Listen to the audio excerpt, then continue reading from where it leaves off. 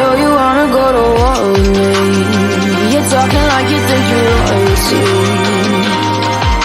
You think that I'm afraid, but I don't break. I heard you question my stability.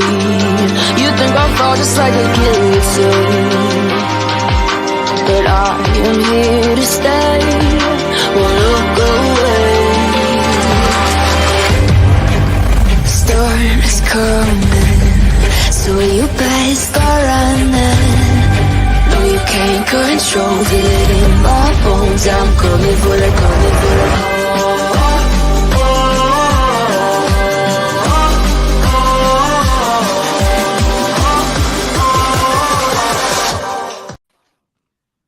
Hello.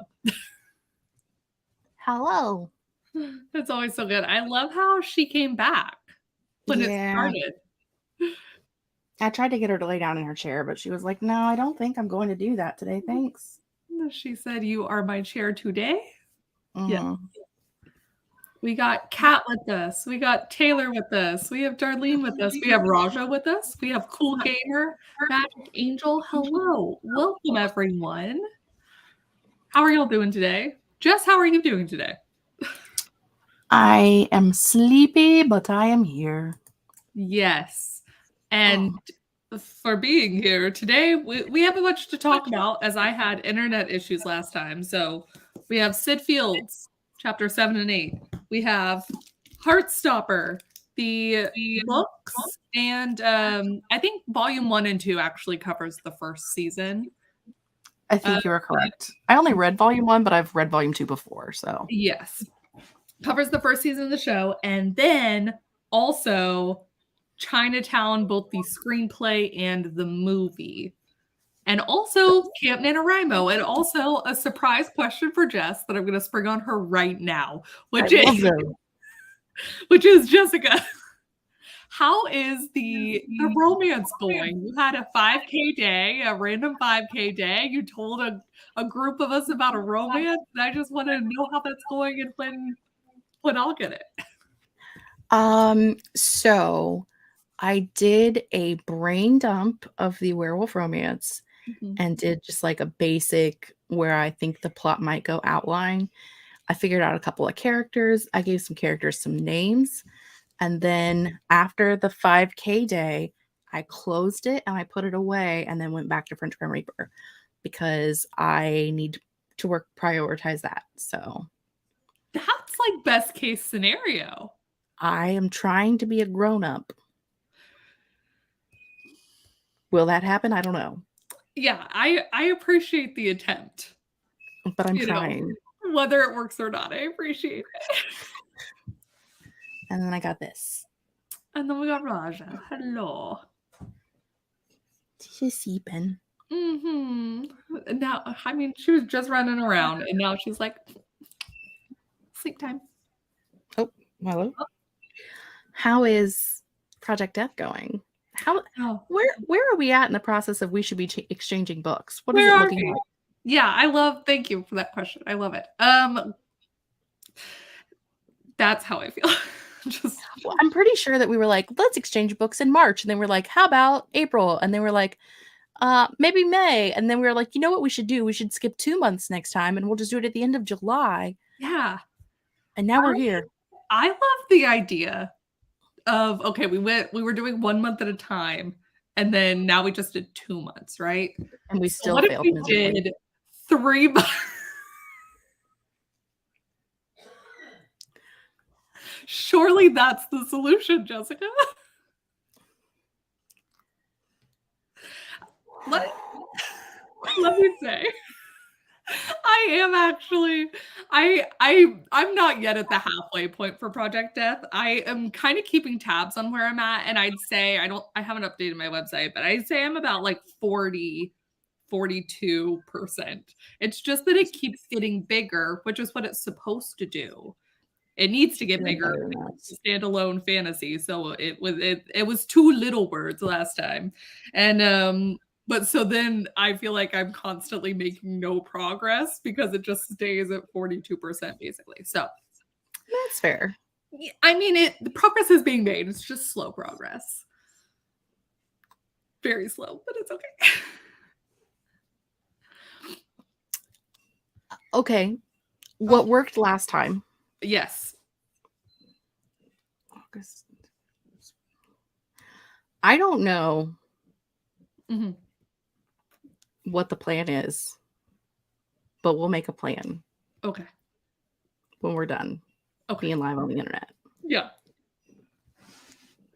I believe in us. Everyone else, let us know what you're working on. And if you too are having some difficulties with your projects, or if you're doing great, or if you're having trouble figuring out timelines, we would love to know. Or if you're struggling with time zones. Or time zones, which you could be. You could be.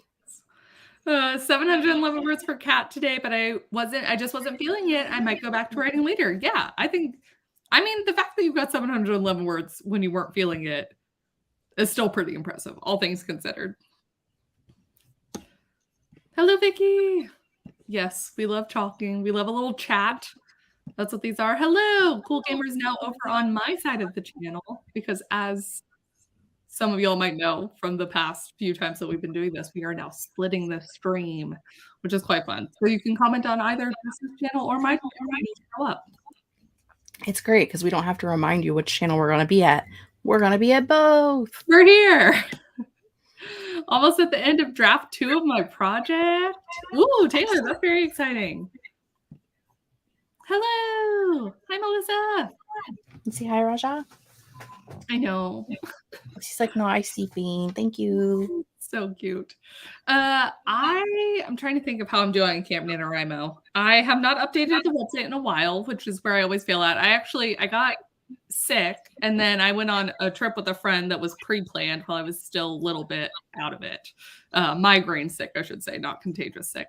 And then I have my brother and his friends coming to town. And so it just feels like the last thing I do is update the camp website. But I have A Closet Full of Cauldrons is going well, and Project Death is going just slow, but well, all things considered. Jess, how is Camp NaNoWriMo going for you? I mean, I've written about 10,000 words, but approximately 2,000 of those was me doing the werewolf romance. So about 8,000 in French Grim Reaper, which isn't terrible. No, I think that's great. This weekend is Capture the Words.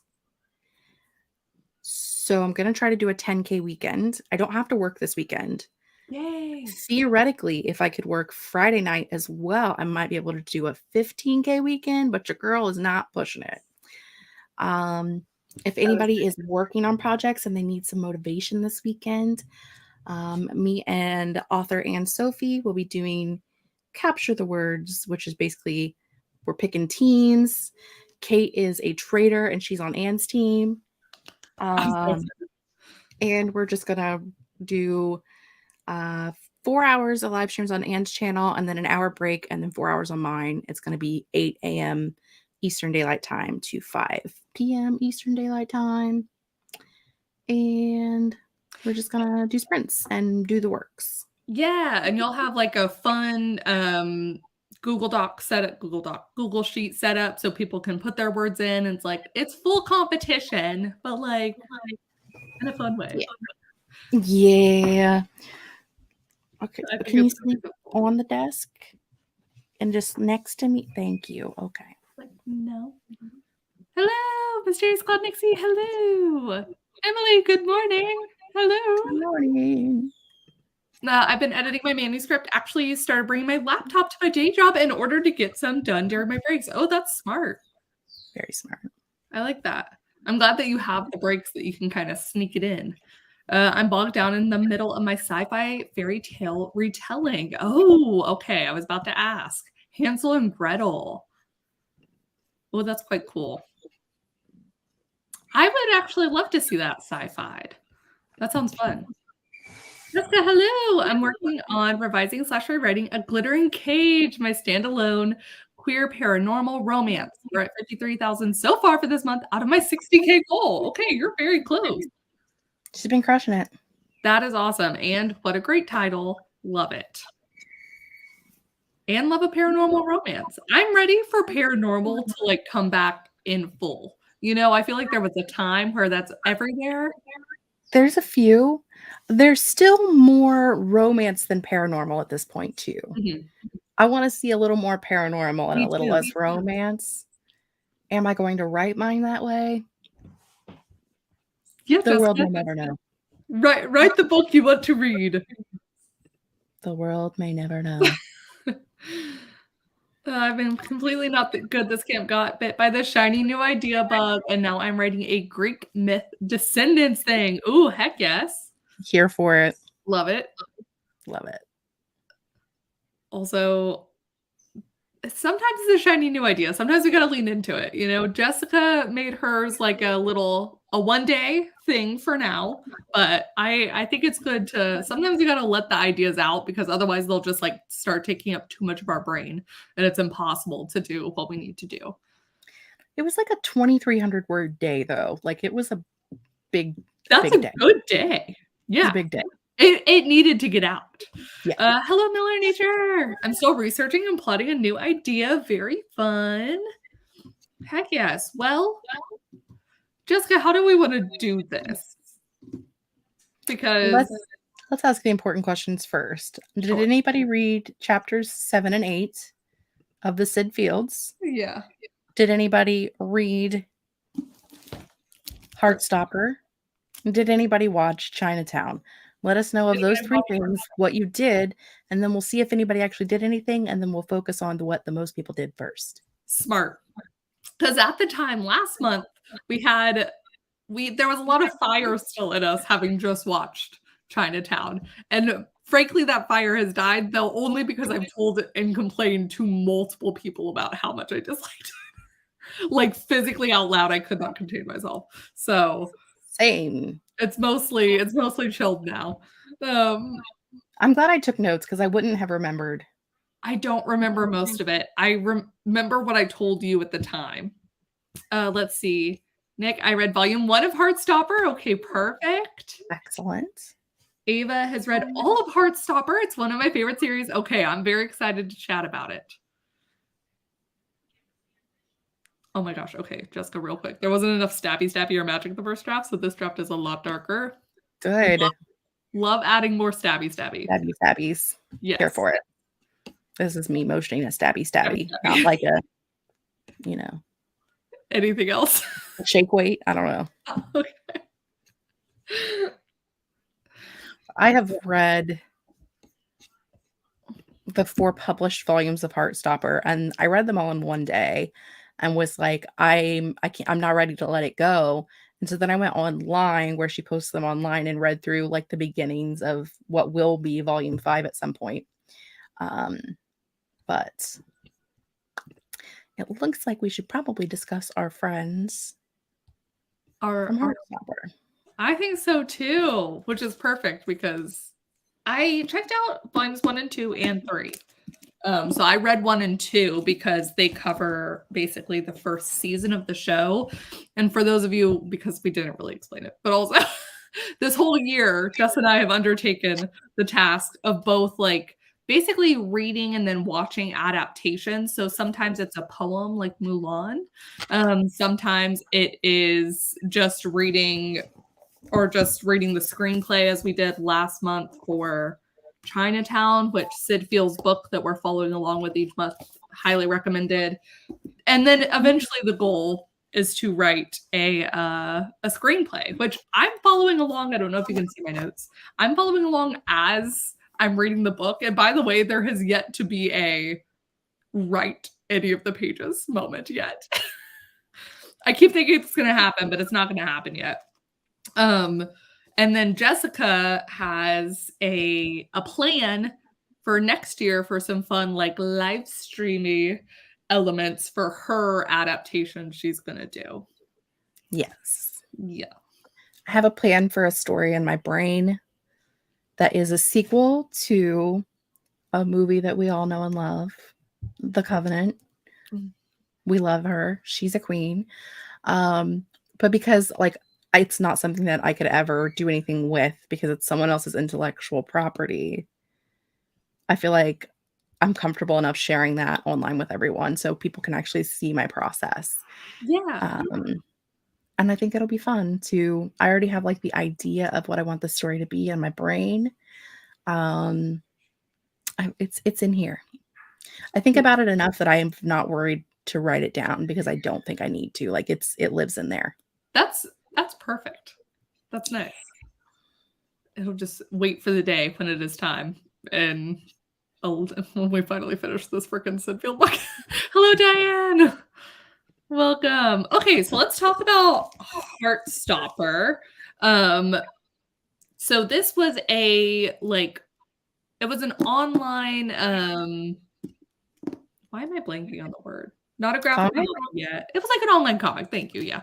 Online comic turned graphic novel turned Netflix hit series. So it's kind of gone through it's the adaptation process, though I will say for those who have both read and watched it, some of this is like word for word. Actually, I would argue most of this is word for word, which taught me a little bit about the graphic novel to TV show and how close I find those adaptations could be versus like a novel. It actually started as Nick and Charlie. Nick and Charlie? Those are their names, right? Ben and Charlie? Remind me their names. There's Nick and Charlie, yeah. Who's Ben and why is he here? Ben was the bad guy. Ben was the one who like dated Charlie in secret, but he wasn't really dating. And okay. So the name exists. I didn't create it in the world. No, I'm pretty sure that's Ben. Yeah. Okay. Anyhoozle. In her first book, Solitaire, it features Charlie's older sister, Tori, is the main character. But it's set when they're all older. So you already know that Nick and Charlie are a couple. And then people like loved them so much that people were like, we would love to see how they got together. And so then she started like writing the comics about their backstory. And then that was how we got to where we are now. Oh my God. Also, she wrote Solitaire when she was 17. I flipped at the back and at one point it was like she was born in 1994 and I was like, and this was published in like I know. I was like, I'm like, sorry. Before what? I think I sent it to you where I was like, this said something about on her like 21st birthday or her 20th birthday or something. She was just like home alone by herself and lonely. So she started sketching these drawings of them. And I was like, what? What 20-year-olds could do this? What? That's incredible. I have since heard that Solitaire is like not the best, but I mean, when you think about the fact that Solitaire was her first novel, she's had at least 3 full-length novels published since then, plus the series, plus multiple novellas. Like, clearly she's doing okay. Yeah, I see Solitaire, Radio Silence, I Was Born for This. And that was at the time of Volume 1's publication. I was going to say, whose first novel's that great anyways? But I'm sure there are some exceptions to that as a rule. But I think for the most part, like, they're all good. Yeah. But that's why anytime I read a debut novel from a person, I'm like, this was okay, but it wasn't my favorite, but I'll read another book by them if it I can see some growth. Yeah, if the premise catches me, I'll read another one. It's not a big deal. I think that's a fair way of doing it. Yeah. Of course, I do that with people even when it's not the debut book that I read, because some books just aren't for you. It is one of my most comforting things is thinking about the authors that I adore 90% of their work and 10% of it. I'm like, this is so not for me somehow. And it just reminds me that I'm like, you can, even like your favorites can have a swing and a miss for you. Just personal taste is so fascinating. We're just here. Yeah, it's a really cool backstory. I mean, the fact that she was able to even have characters that people loved, so much from that they basically demanded a spinoff is incredible in itself. Like that's the kind of emotion you want to elicit as someone creating something. Oh yeah. So cool. Ava saying, I love how loyal the show stayed to the books, but any changes are made were constructive and expanded on the story, not changing it unnecessarily. So that's what I thought was really interesting. Was there's still parts of this that are basically, oh, should we say what this is? Basically, if you don't know what Heartstopper is, this is usually when I rely on Jess, the professional booktuber. But it's just boy meets boy, boys become friends, boys fall in love. Basically, the story process is Charlie is a year younger than Nick. Charlie is out. The whole school knows. They go to an all-boys school. The whole school knows that Charlie is gay. He gets like a huge crush on Nick, who everyone believes is straight. And throughout the first book, the first comic, and then the second, we're going through the process with Nick where he's like literally Googling, how can I be straight if I think I might like this one boy? It's a time. What is a bisexual? Yeah. Is it possible to be romantically interested in both boys and girls? Yeah. I didn't know I ever liked the boys, but now there's this one boy, and I think maybe I do. Yeah. Specifically. Yeah. So it's so cute. It is like it's a adorable. warm cup of tea. It is just so nice. Thank you. That was the excellent way to describe it. I will say I think it's interesting. I actually watched the show first.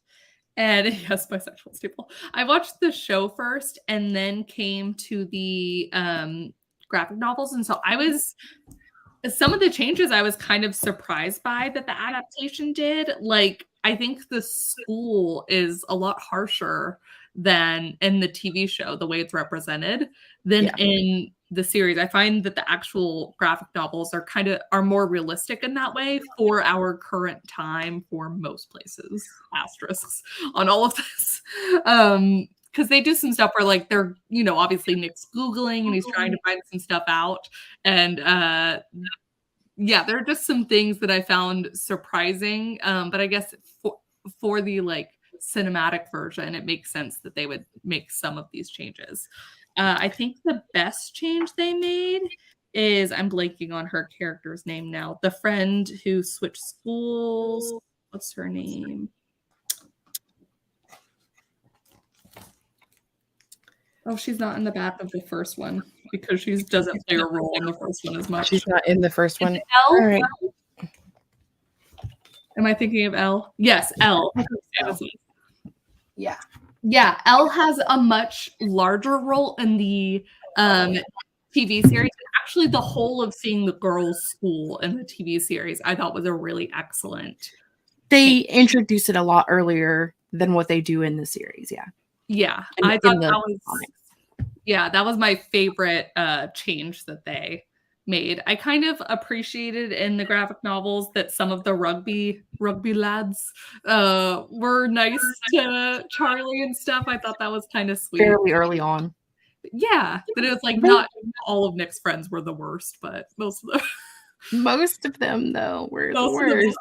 Yeah. Well, to be fair, Nick's like, I don't really like them. I just, we play sports together and they're not that great. And you're like, I think we've all been in a situation where we're in some kind of an activity, whether it's a sport or art or whatever. Mm-hmm. And you're like, the people that are in there, you're like, we do this thing together like 6 times a week or whatever. And they're okay, but I don't really like any of them enough to like want to be their bestest friend ever. Yeah, I think it's a very like human experience to you make friends with the people you're around. And as a kid, sometimes you're in school or you're in after school activities and like you're kind of forced to be with them, but you wouldn't have chosen to be with them.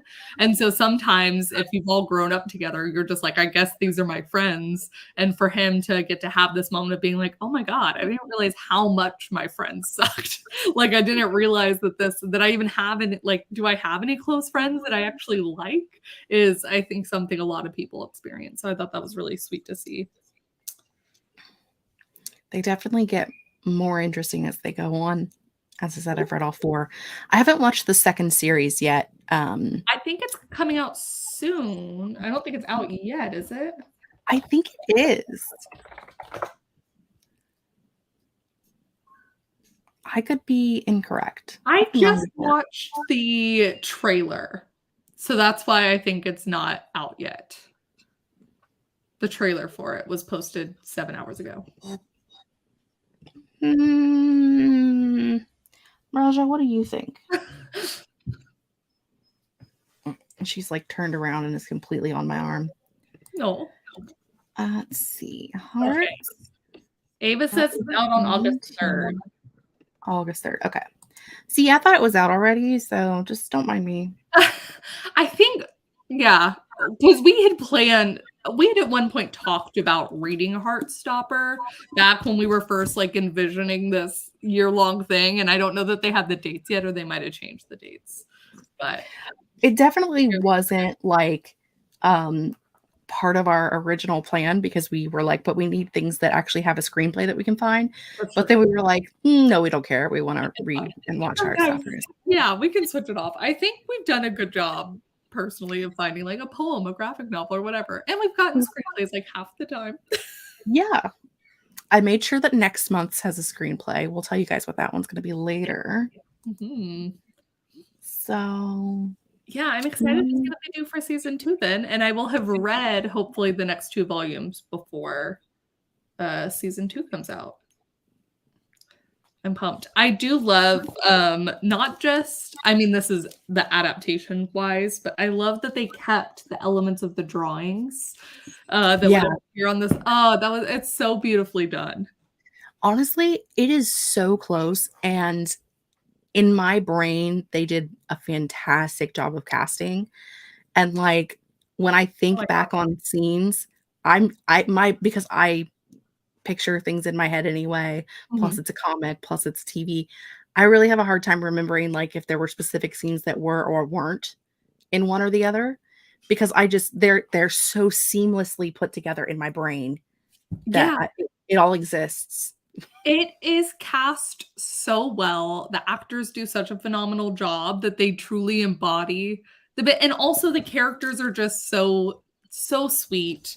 And it's so good. And because there are so many elements, I would say like, if it's not 50%, it has to be close, that they just that they just adapted exactly. Like some of I was just thinking the movie theater sequence is more or less exact. Like they might have changed some of the texting bits, but like when you think about it though, is not a screenplay literally just what people are saying?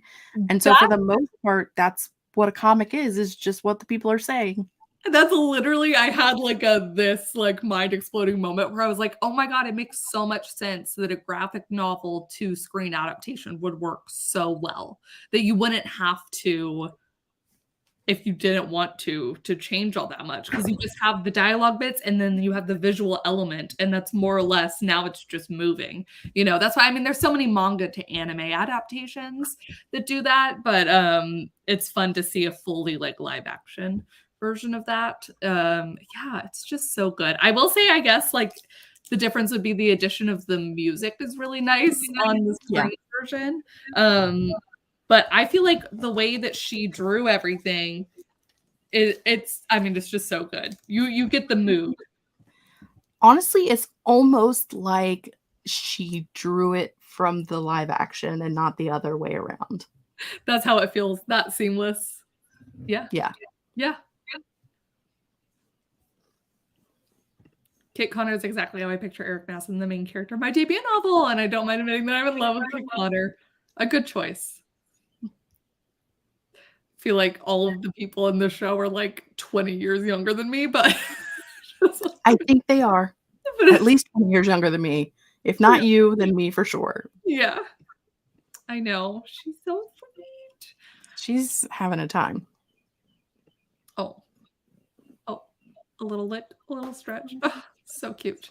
I'm trying to think if there's anything else I could even say about this, because I don't have anything really constructive. It's just a gush fest. That's how I felt watching it. That's how I felt reading it. So you've read Legends and Lattes now, correct? Yes. Mm-hmm. Did you read So This Is Ever After yet? I have not yet. Okay, I need you to read it. Is it the perfect mix of these two things? Yes. These are the two books. When I tell people they should read So This Is Ever After by F.T. Lukens, it is the perfect blend of Legends and Lattes and Heartstopper. Okay. It has all of like the like just cozy vibe of they're building a society technically, but building a coffee shop plus two gay boys in love denying the fact that they're in love. It is so good. I had checked it out and then didn't read it in time and had to return it. So I knew you had checked it out, so I wasn't sure if you had read it yet or not. Yeah. I'm checking it out again now, and I will let you know. You have to read it. It's fantastic. I will. Oh. Or I will drive to your house and knock you in your head. Yeah, the 20 hours. I'll drive 20 hours just to knock you upside the head with it. Oh, oops, sorry. Seems excessive. Oh, well, the cat, I know. Such a good cat. Free to a good home. You can have her. It was So This Is Ever After. Also, you should read Legends and Lattes Day. Yeah. Yes. So the one bad thing about this is that she refuses to use the litter box because that's Merlin's litter box, not Raja's litter box. So if you don't remember to make her go outside, she won't. It's not fun. Right. She'll find something fabric to pee on. No, Raja, why would you do this? Usually, though, she comes in during the day when it's hot, and then she stays outside all night, and usually during the morning. She likes to go outside and play at night when it's cool out. So cute. I'm excited for our year end. I think last year we did a like tier ranking or our like little chart for our favorite reads we've done. I'm excited to do like one that's both the books themselves and then the adaptations, or whichever way. Or do we rank them all together? Do we rank them separate, like original source material? And we'll have to figure it out. But I have a feeling that Heartstopper, both versions, will be like really high up on the list. Definitely. Which is a great pivot, unless you have more to say, Jessica. My I was going to say is somebody take note to ask Becca to do Vampire Academy in October. Yeah. I will take note and I will text her. I cannot because I am holding a cat. Yes. Okay. Noted, and it will be texted. I was gonna say in comparison, though she may not want to after we talk about Chinatown. Yeah, in comparison, Chinatown, I think we'll be making the very, very bottom of both of our lists. Has anyone read? Did anyone read the screenplay or watch the movie Chinatown? Have you ever watched or wanted to watch Chinatown? Oh no, I have a better poll. Have you ever heard of Chinatown? We're really gonna break Becca's heart. I'm gonna mute myself. Sorry, my typing's so loud.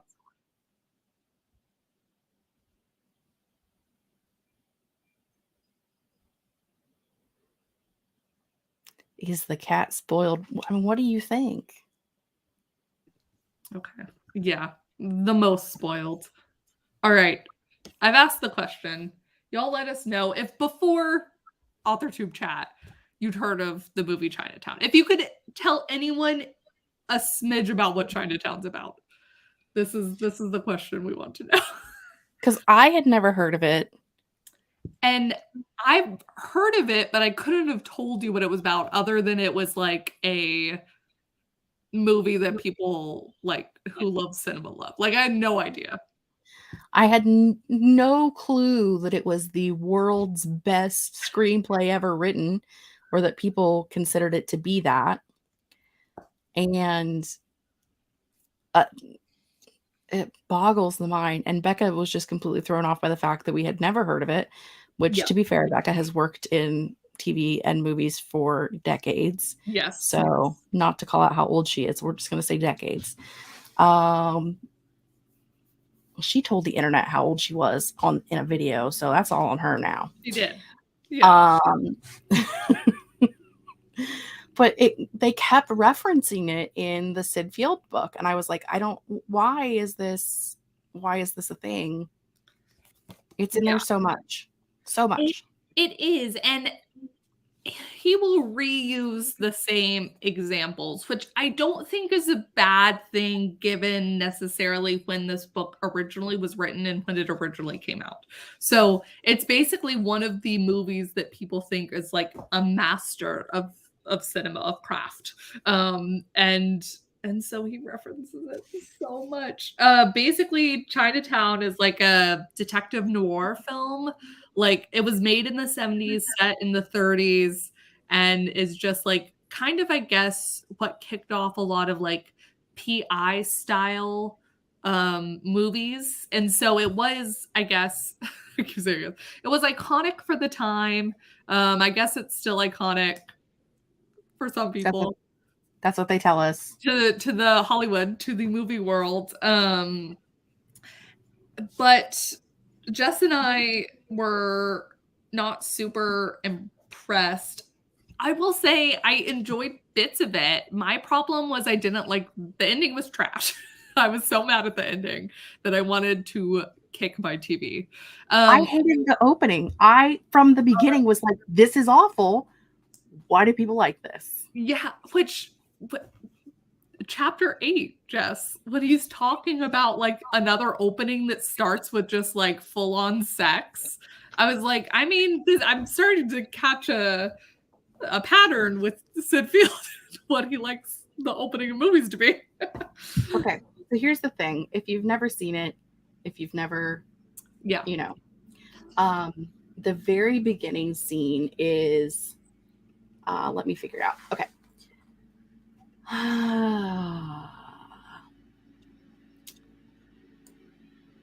It opens to like pictures of a man and a woman having sex in like a bush. I don't know. Multiple pictures of a man and a woman having sex in a bush. And why is now the time that you decide to mow the lawn? Cool. It's like he's in the PI's office. The PI's showing him these pictures where he's caught his wife having sex with another man. Okay. You can't lay up there. That's the computer. She's like, can't I though? Oh. What is it with cats and keyboards? They just fucking love them. You can't, my dude. You can't do this. You gotta go over there. Go to your chair. I don't know what I was doing now because you're talking about the opening. Yeah, there they are. Yeah. But they are showing pictures of a man and a woman having sex, and he's very upset. And like, I'm like, I don't know that I needed to see that. I don't know that that's. I think that Sid would argue that it sets up the gritty, dark tone of the movie. This is what I'm learning about screenplays, is how much you want to set up the tone in the first page, which makes sense. I didn't have as big of a problem with this opening as Jess did. I was kind of like, oh, whatever. I was also trying to read the screenplay as I watched, so I honestly don't think I caught it as much. I think early on, one of the big issues I had, Jess and I, when we were talking about the screenplay versus the movie, since he keeps going on and on about the screenplay being like the best screenplay ever, is that the movie itself actually omitted what I thought would have been a really great line from the screenplay to include, which basically like summarizes the point of the movie, which is that if you're wealthy enough, you can get away with anything. That's what the PI main character tells the guy that sees his wife cheating. His name's Curly. Yeah, Curly. He's like, you're not rich enough to get away with this. Like, he's so mad that his wife, he's so upset. He's distraught. He's like wailing, like keening wails, that he's so distraught that his wife is cheating on him. And so his response is, I should kill her. And the whatever the detective guy's name is, I don't even remember. He's Cross. No, Cross is the grandpa. Polanski? No, that's the director. That's the director. I've got notes in here, but obviously, let me see if I can pull up. Not very well put together. Anywho, my point is, Curly says that he wants to kill his wife, and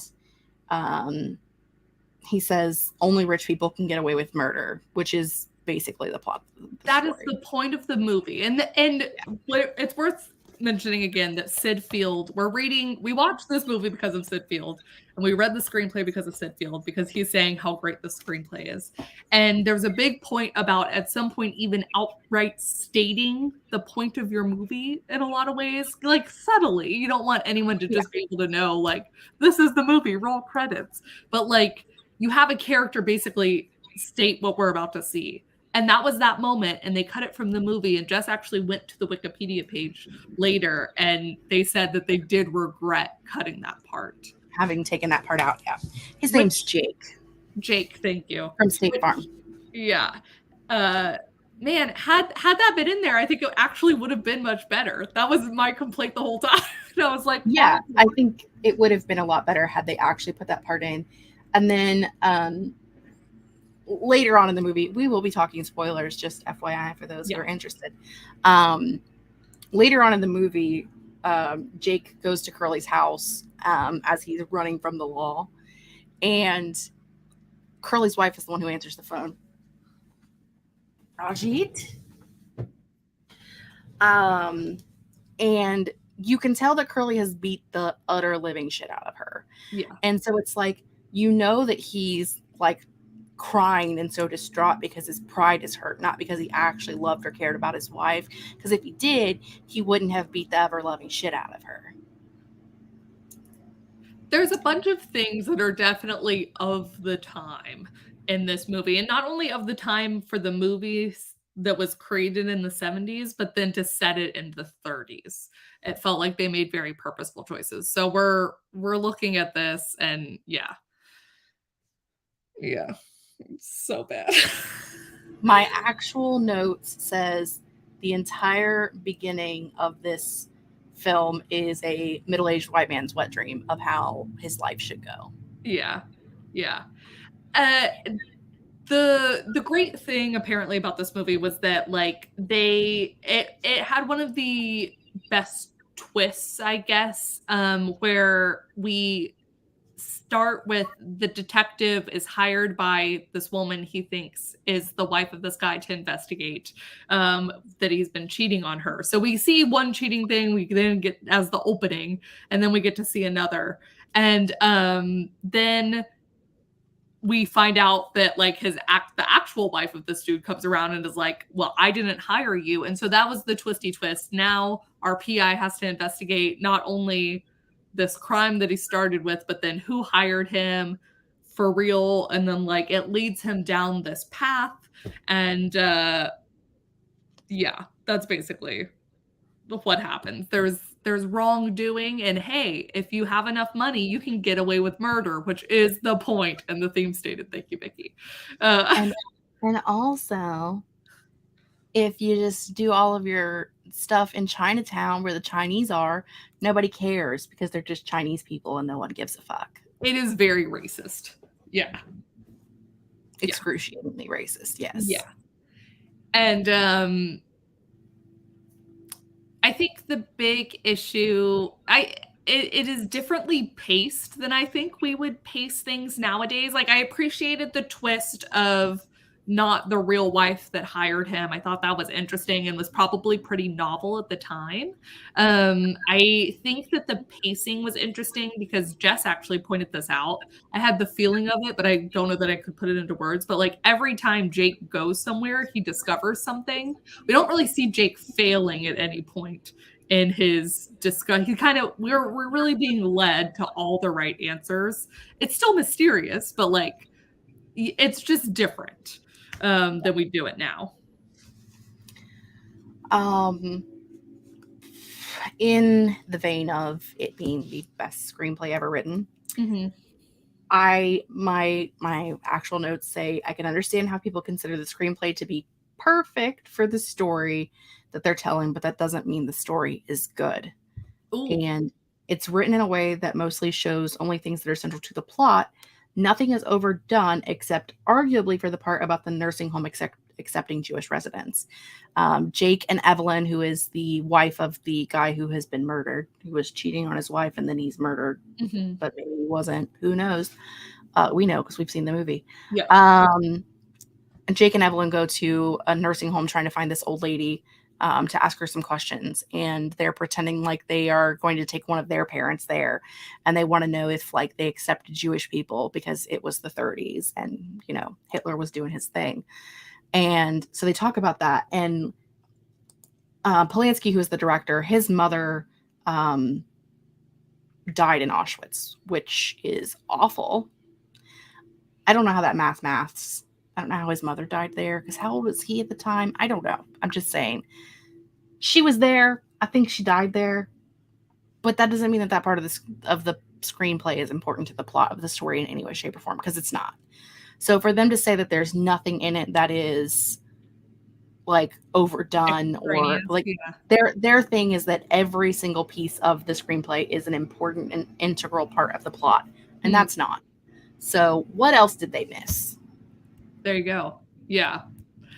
I did appreciate reading the screenplay, and that I think it helped. I think the writing of the screenplay itself, like the actual writing that the word choice I forget who the screenplay was by, and it is not telling me, Robert Towne.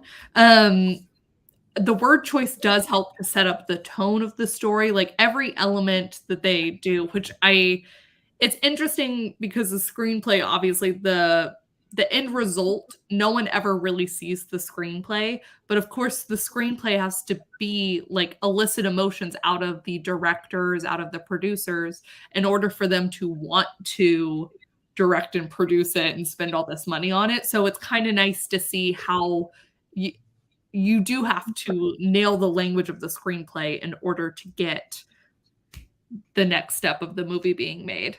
And also, again, to set the tone. But yeah, it's just, we've read enough of them now that I'm picking up on a little bit of differences between genres and how certain screenplays are written, which is cool.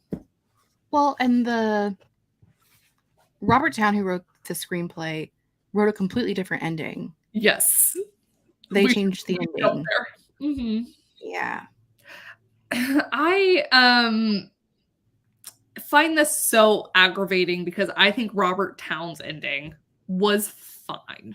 It would have still, I think, driven home a lot. Robert Towne's ending would have made me not hate this movie so much. Would have made me not hate it. It's so, the ending that we actually got, that Roman Polanski changed and then rewrote, is so infuriating. And I think they even, maybe it was in Sid Field's book, maybe it was in Wikipedia, they talk about Robert Towne, even the screenplay writer, even mentioning that at first he was really mad that they changed it. And his interviews kind of seemed like he came around, but also kind of not. I think it was kind of like he said that he didn't even really want his name attached to it at that point because of the way that they had changed the ending. Okay. And the way that they had changed it, and he was like, actually, I don't know that I want my name on that. Yeah. And honestly, same, my dude. Yeah. So let's go ahead and we're in spoiler city. We have been in spoiler city, but we're getting into the deep of spoiler city. So the end of the movie basically takes place in the Chinatown area, where they basically all converge. Both the actual cops are PI, the woman who was the wife and who we've now learned at this point was raped by her own father and has her daughter she's trying to basically smuggle away from him.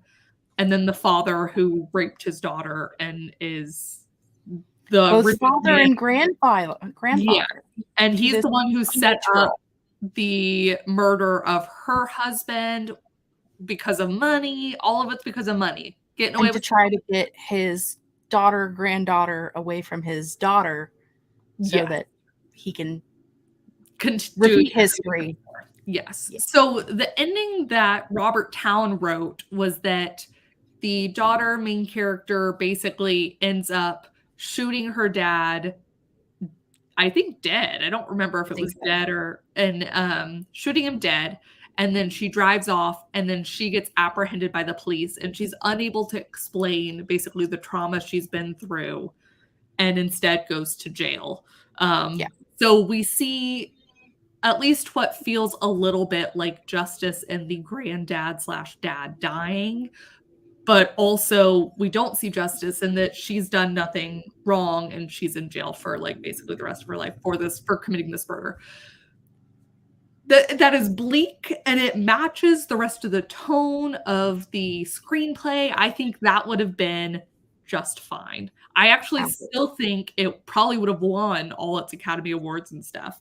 What we get instead is Roman Polanski changed it, and he has her shoot her dad, only like injure him. She tries to drive off with her daughter to save her daughter and herself. She gets killed by the police in Chinatown. Also, they just start shooting out of nowhere. There's people in the background. They don't care because people everywhere. It's Chinatown. They don't care. They're just killing some Asian people. Who gives a fuck? Yeah.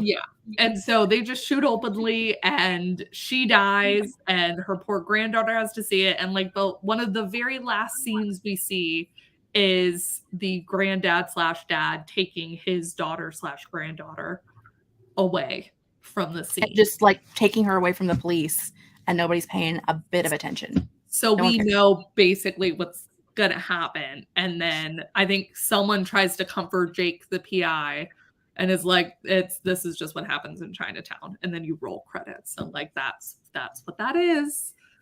And what a terrible ending. I have a lot of notes for the ending. And for those of you who don't know, scene prior to this, when we're finding out that the daughter is also her sister. It's her sister and her daughter. Yeah. She's trying to explain to Jake the situation, but she can't really explain to Jake the situation. That's the PI guy. He literally is like, he's asking her the same question over and over, and she keeps changing her answer because he's basically asking, is she your sister? And she's like, well, yes. Or is she your daughter? And she's like, yes, but then also no. But then because she's changed her answer because it is both. And he is literally just slapping her so hard in between every time that she answers it that she's like physically being moved. And they said that during the filming that Polanski refused to allow a fake hit. They made him hit her for every take that they took. They refused either a fake hit or a stunt person. They made her be hit. And they said that he treated her so horribly on set that she wanted to quit so many times. And they were like, you have a contract. Like, you're here. And he said that they said one of Polanski's goals was to keep her as isolated as possible from the rest of the cast to make her acting seem more real. And that was a thing. That was a whole thing. And then if you don't know who Polanski is, he was married to Sharon Tate, who was murdered by Charles Manson. So like some bad shit's happened to this guy. I'm not going to lie. Like some bad shit has happened to him. However, just because something bad happened to you does not mean you can do bad things to other people. And the fact that I can watch a movie and see something like this happen, see something where like, you know, a dad sexually abused his daughter, which created a granddaughter/daughter. And then like something bad like this happens and I can be like, ooh, that's a choice. But the fact that Polanski is currently at this moment in time a fugitive from the American government because he fled the country when he drugged and raped a 13-year-old girl, found out the judge was going to throw out his plea that was going to be just like time served and he was going to get some community service. The judge was going to throw out that plea deal and actually put him in jail. So he fled the country because he didn't want to go to prison. Other women have come forward against him since then and said that he was sexually assaulted them as teenagers. And there are still actors who want to work with this guy. There are still actors who like do everything they can to try to work with this guy because he was the director for Chinatown, which is a terrible movie. And he's a horrible piece of shit human. But they're like, well, it's Chinatown. Yeah. Yeah. The whole it's Chinatown is just a reflection of it being Los Angeles, being Hollywood. It is exactly what it's supposed to be. But that doesn't mean it's good. And it doesn't mean I have to like it. Yeah. No, I agree. It was a bad, that ending hurt so much. And it made me so mad. And that's, I think Jess and I were talking before this, but like also, yeah, we both just rage told everyone about how terrible it is. And so it's just, yeah. And so that's terrible if you don't know the history of Polanski and everything that was happening behind the scenes or on the scene. And it's just even worse. And it's just, I would not, Sid Field is wrong. And I would not recommend that to anyone. It's actually your homework at the end of one of these chapters that we read. I don't know, chapter 8, I think. 7? Yeah. 7 somewhere around there. That's why we finally decided to read it, besides just being annoyed that we not. Yeah, watch Chinatown in chapter 7. See how the backdrop of the action, the scandal is introduced. See if you can design your opening 10 pages in such a way that you introduce the main character, state the dramatic premise, and sketch the dramatic situation in the most cinematic way by showing photographs of people fornicating in the woods. Yeah. I just really wanted to say the word fornicate. Fornicating. Anyways, now that we've appropriately dissuaded all of you, and that was our Where's Becca when we need her? I know. I'm sure she'd be able to. I am 100% sure she went. They are talking about Chinatown today, and I am not showing up.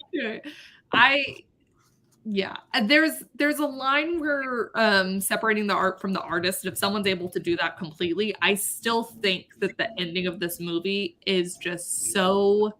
It could have been bleak in the original version of the screenplay, and then for what they did, and then to have that be something that I have to watch now, The best part was asking you if you had watched it yet, and you were like, "Oh, I'm watching it right now, but I'm not to the end yet. It's okay." And then literally like 5 minutes later, you were like, "Oh, that was the end," and you were like so mad. I was so. You went from "it's okay" to like the rage. Yeah, because it's.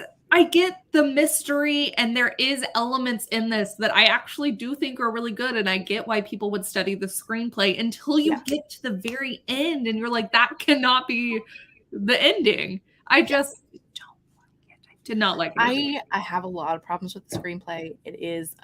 I have a lot of problems with the story in the screenplay. Let me rephrase. Yeah. I have a lot of problems with the story in the screenplay. The screenplay as on its own is fine. It does, again, with the exception of mentioning Jewish people, it is very close to just telling the story. Like, there's no frivolous scenes to just show something that isn't important to the plot. Like, they really do stick to the plot, and the things that they put in it is interesting. And I think that they did a really good job of making the plot be the main part of the screenplay, which is what you're supposed to do. And I get that. I understand that. They didn't do a terrible job of that. But that doesn't mean it was a great story. And then Polanski took it and made it utter garbage. Worse. Yeah. So. I would love, Jess, for you and I to, maybe I can go through, I'd love to replace this memory. I'd like to go through some other award-winning screenplays to movie adaptations, see if we can find those. Because if the whole point is that this is supposed to be one of the best and we both hated it, I would actually love to see a best of a best that we both ended up really liking and seeing how that might. Next month's might do that. That's true. Because they said that it is critically believed that the movie is better than the book. And it is a critically acclaimed movie for its time. Right. It came out like 74. That's what we always needed an asterisk for the time. I'm watching another movie that came out in the 70s. Is this a good decision? I'm now questioning 75. Wow. I also feel like the dumbest dumb because I told you I didn't even realize it was a book. I didn't know either until Gavin read it on his channel, and I was watching watching How to Train Your Gavin, as one does. Yes. Because he does like 3-hour-long videos and they make me happy. Amazing. And one of them where he was reading I don't know if he was reading book to movie adaptations or just things that were scary or whatever, but he was reading that one specifically. Okay. And I was like, oh, I didn't know that was also a book. And he was talking about how bad the book was. And he was like, just watch the movie. It's fine. So that's why I was like, when we were thinking of one for next month, I was like, that could be a good one. So. Oh, I love that. Okay. There's also 2 people who wrote the screenplay, which I think is quite interesting. Yes. Just generally that there's okay, cool. I'm excited. Do we want to, for our final bit, do we want to go over the chapter? Is it the Godfather? Chapter. We should do the Godfather at some point, but that is not it. We will leave you in suspense a little bit longer. I don't have time to read the Godfather or watch it. That one came on 2 VHS tapes. I mean, gosh. That's what was the really big one we read? And we were like, this is too long. We should have done some shorter ones. I don't even remember now. I don't remember.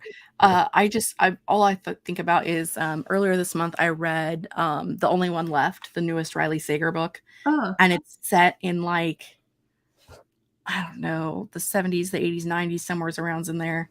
And like the old lady is constantly listening because she can't talk, because she can't move. She only has like movement in one hand. And so one of the girls who works for her reads books to a cassette deck recorder. Yes. And then she listens to them through that. And they're talking about like having to like flip them over and play. I'm like, oh my God, do you remember when you used to have to like take the cassette out, flip it over, put it in, hit play? Oh yes. I had one of the recorders. I could do Yeah. Yeah. So good.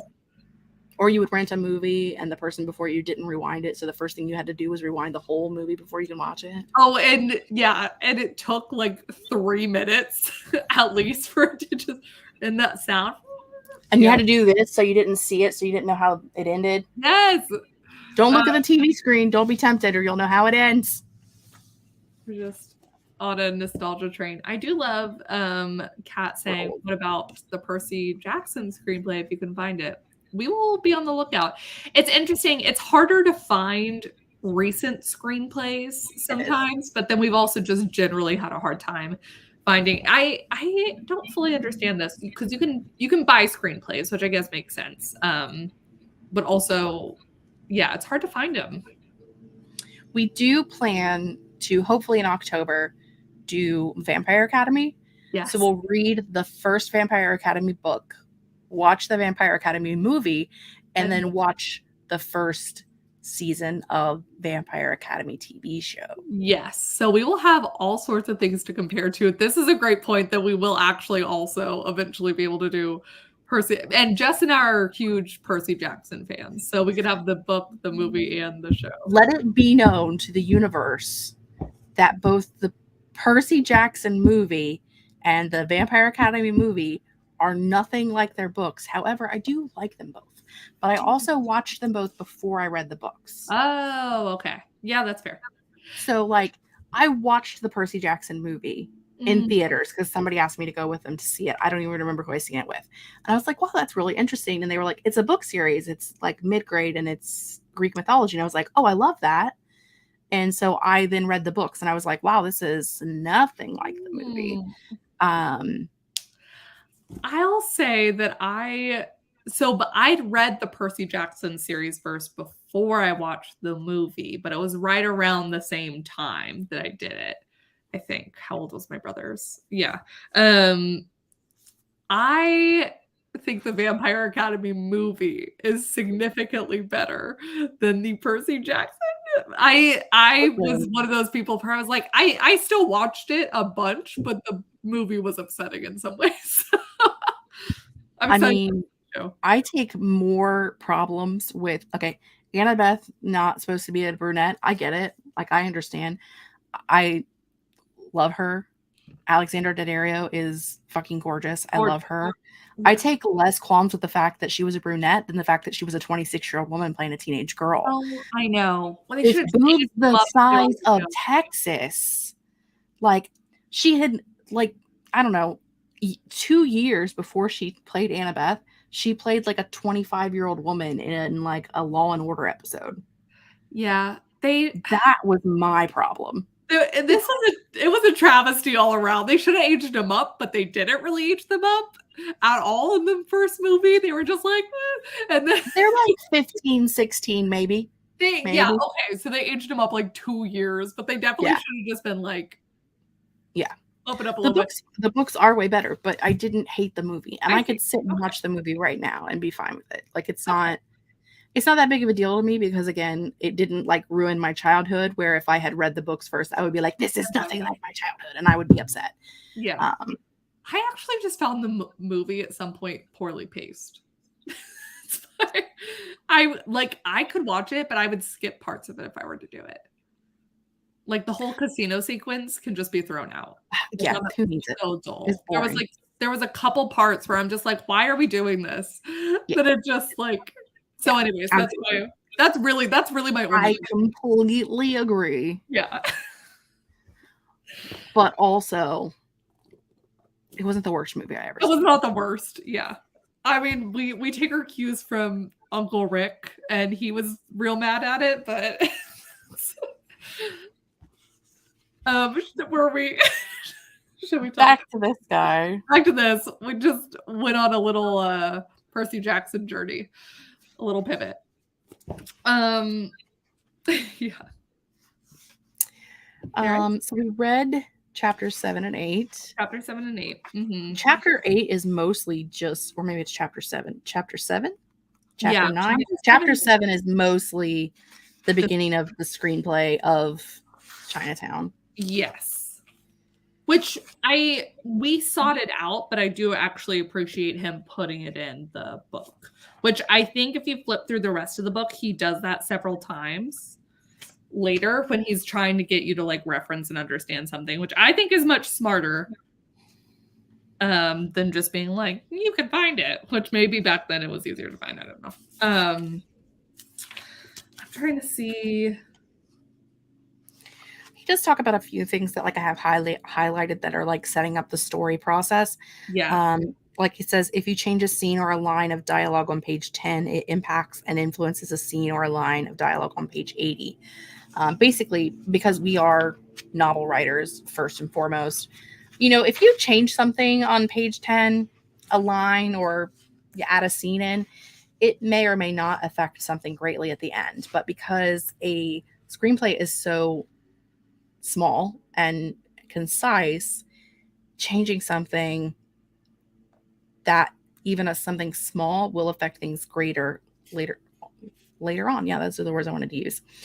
The reader must know what's going on immediately from the very first words on the page. It's important to set up your story visually. So that's the first thing you do in a screenplay, is to set up your story visually and let your reader know what's going on.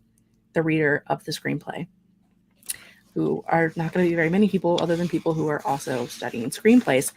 But the point being that you have to kind of know where your story's going to go. Like you can't be a pantser and a screenplay writer. It's not going to work out well for you.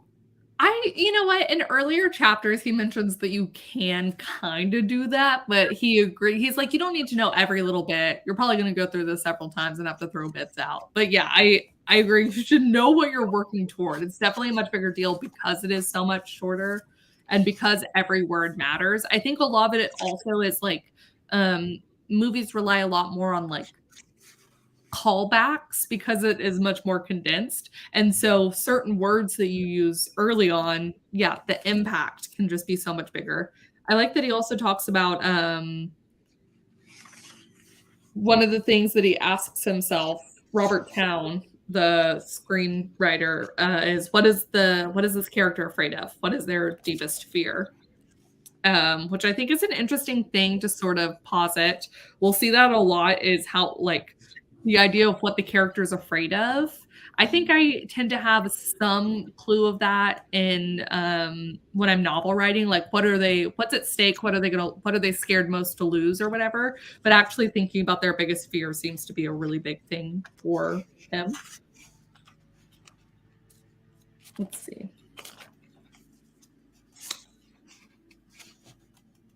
He talks about how none of the characters are physically described, which is really important. It's not something that I would have intuitively thought when writing a screenplay, but like never, a lot of it's never physically describing them. It's more like, here's their clothes. Like, are they picking the fanciest suit despite not being in like a suit place? Is it rumpled? Like a lot of it is much more descriptive in the choices the character makes to represent themselves rather than what they actually look like. I made a note to myself in the margins that I have a lot of questions about Sid Field and his preferences in women because of his love of Chinatown, but then also he's waxing poetic about American Beauty in chapter 8. Yeah. And that makes me feel a little sketchy. Mm-hmm. A little sketchy. A little sketchy. If you haven't seen American Beauty, it's a middle-aged man having an affair with a teenager.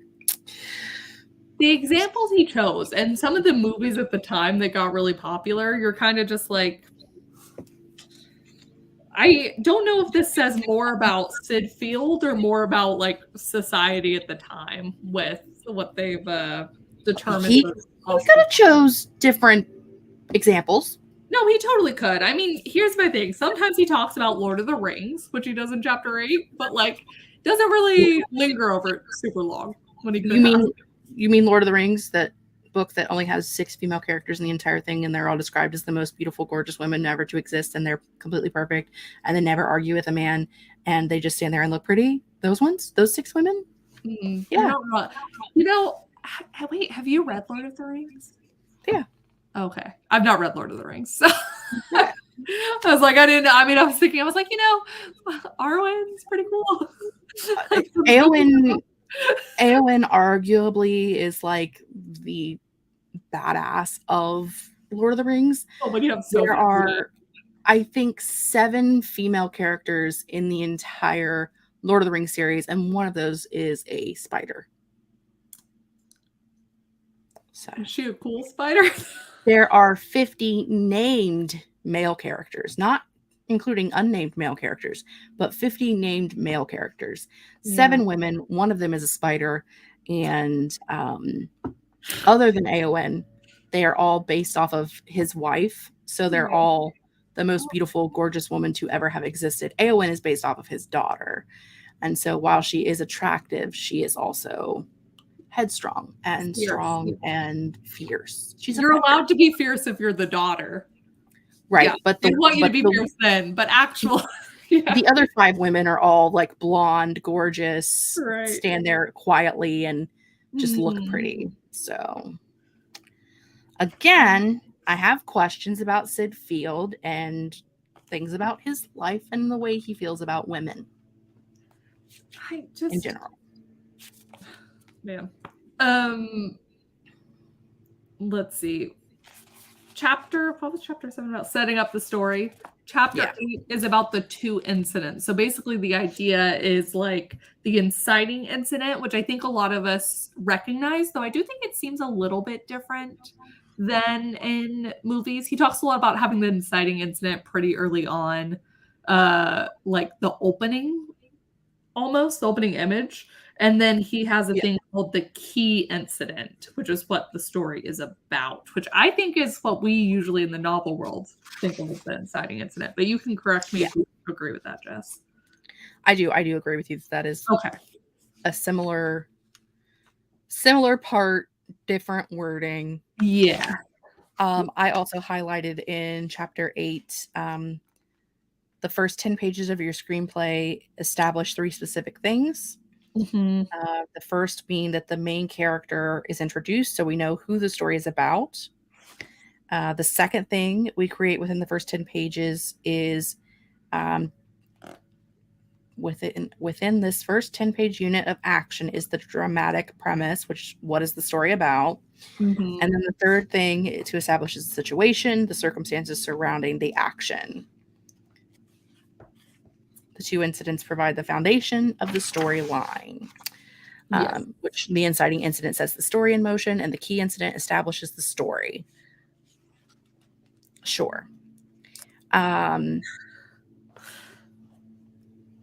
So basically, he tells you how to set up an inciting and key incident. In those, these are the 3 things you need to have, which I think is helpful, which is why I highlighted it. Yes. I'm not saying this entire book is trash. I'm just saying that I would have preferred different examples. Okay. Let's see. Yeah, very clear. No matter what form a film takes, whether linear or non-linear, there's always going to be an inciting incident and a key incident. So basically, he's saying that even with like flashbacks, even with prologue-y kind of vibes, voiceover elements, there's always going to be this inciting incident and this key incident to get the story started. At the end of chapter 8, I actually don't know if we have homework. I think other than to create your inciting incident and your key incident. He makes a point about being like, don't even start writing until you have these figured out. I mean, but what if I want to? Yeah. Did you say, don't tell me what to do? I said, but what if I want to? What if I want to? Yeah. He's like, well, then you'll just have to do it over again. What if I want to do the whole thing twice? I mean, I am currently rewriting French Grim Reaper for the 4th time. Like, yeah. Obviously, I love to rewrite stuff. God, chapters 9 and 10 are really long, and there's another screenplay in it. What's the screenplay? Tell us your secrets. I don't know, but it has Mark Ruffalo in it. Oh, Collateral? Mark Ruffalo? Yeah, Max from the LAPD detective fanning Mark Ruffalo. All right. So you know what? It's at least more recent than the 70s. Listen, I mean, this is the... Wait, I don't have the newly revised edition. I just have the revised and updated edition. You have the newly revised and the newly revised. Yeah. So... Yeah. They're the exact same book, by the way. It was just updated in like 2004. I actually would love if someone did what Jessica Brody did for Save the Cat for Sid Field's screenplay. Like, I think that this would actually benefit from having updated examples. So honestly, if anyone had any recommendations that are similar to this, but with updated examples, that might be even more helpful. Although at this point, I feel committed to finishing this one. Yeah. Well, you're like halfway too. This was 25 years in between updates. So technically we're only like 7 years on from, math? The math ain't math, and Jessica. We're 15 years on from the last time it was updated. 15? Yeah, 2005. 15? Almost 20. 18. Yeah. Wow, I'm old. Okay. Yeah. So someone somewhere in 5 years ought to have a new version of this. Sid won't. Right. Sid won't, because he's dead, in case you didn't know. But someone will. Someone somewhere will have updated this. I will say, for what it's worth, I do appreciate that he does segment it out. I feel like it's going quite slowly, but I have like a decent amount of little notes here. Yeah. Because I am trying to do the assignments like as they're given in the book and as I read. And, it's coming to me slowly, which is nice. I finally had an idea for the movie. And so I think, I'm building scenes out. I'm going to try and get my inciting incident versus my key incident. But, I don't know who gets the money from these things because, again, he has deceased. Mm-hmm. But they'll be getting a little bit more money from me because I think I want to buy the workbook. Oh, yeah. Okay. There's a workbook that goes along with this. Mm-hmm. So I think before I start the screenplay, I want to do the workbook.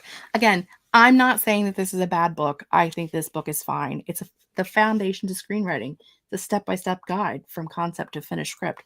It gives you tips. It gives you important things. I just don't love all of his examples. Okay. Yeah. And it truly is step-by-step. So I will say that as someone who's not written a screenplay before, you got I think it's a great opening into the world. I think there probably are things that are more in-depth and more helpful for people who are like not writing their first screenplay. But Yeah. I think if you're looking, especially if you're looking at going from writing novels to writing screenplays, I have at least found this helpful in like the world of trying to figure out what needs to change, what needs to be different, how I need to approach it differently. I think this has been helpful for that. Yeah, I fully agree. Yeah, there were a lot of things that I would not have even thought of in the world of screenplays, like general don'ts, like describing your characters and what they look like. I don't do that anyways, but you know, there's just so many different random things where you're like, oh, I would not have known to do that. Okay, so you don't have to describe your character because they're standing on the screen. Yeah. People unless there is something about them that is specific to that character and it's about their story. If they have a physical disability, they're not pale pasty white, like if there's something about them that is specific to the plot of the story, then you would have to tell that. But otherwise, don't have to worry about it. You don't have to worry about it. Be whatever you want. That's nice. I feel like this is my new calling. Having not written one at all yet. Not even. You still have to name them though. Oh, yeah, this is a conundrum. You're right. I've fallen into the trap. Yeah, you still have to give them names. In fact, you have to write it all the time, every time they speak. So yeah, you're gonna have to know what the names are. You can't just write, I'll fill this in later every time because then you wouldn't know which character was speaking. Because there's no like cues from the paragraphs. So true. Because there are no paragraphs. So maybe this isn't for you. Well, you're gonna have to learn to name some people. Yeah. I spent one single day writing a werewolf romance and I named 4 characters. Okay. Well, 4 is pretty impressive. In one day. That is. I think that's good. Was it first and last name? Was it just middle nickname? First name. Some of them have nicknames. Mm-hmm. That feels fair. Okay, shall we reveal? Even though I do not have the book with me, shall we reveal? I need to find out if the book is the same as title as the movie, because I don't know, or who the author is. Oh, I have the author. Hold on, I pulled it up. I think it is. No, it's based on because the Wikipedia entries has Jaws film and Jaws novel. I was like, well, I'm committed. She has committed the greatest sin. She has revealed too early. We didn't do a drum roll, no confetti. She just went for it. I did. Any result, for those who missed that, we will be reading and watching Jaws next month. Yes. The movie came out in 1975. The book came out sometime prior to that. 1974. That's pretty impressive turnaround. We're gonna have to look at history for some of this because I actually think the history is going to be kind of interesting. The novel was written by Peter Benchley, and many critics of like the great critics of the time believed that the movie was leaps and bounds better than the book, which is why we chose it. Also, this week is Shark Week, in case you didn't know. There were a movie. Have you seen it, Jess? Have you seen Jaws? When I was a kid. Okay, that's what I was saying. I was like, I vaguely have a recollection, but not really. Could have just been seeing the trailer or the poster. It's been like 25, 30 years since I've seen it because I definitely was between like 5 and 10. So I do want to pull attention real quick to the Jaws, the novel. Wikipedia entries because it says through a marketing campaign orchestrated by Doubleday and paperback publisher Bantam, Jaws was incorporated into many book sales clubs, catalogs, and attracted media interest. So marketing worked then, marketing works now. It was a hardback bestseller for 44 weeks, sold millions of copies the next year. He was a freelance journalist who was commissioned to write the novel in 1971. So it wasn't even his idea. Money for it either then, if he was commissioned. Well, it wasn't his idea. He basically was a ghostwriter, but he got to put his name on it. Yeah. Interesting.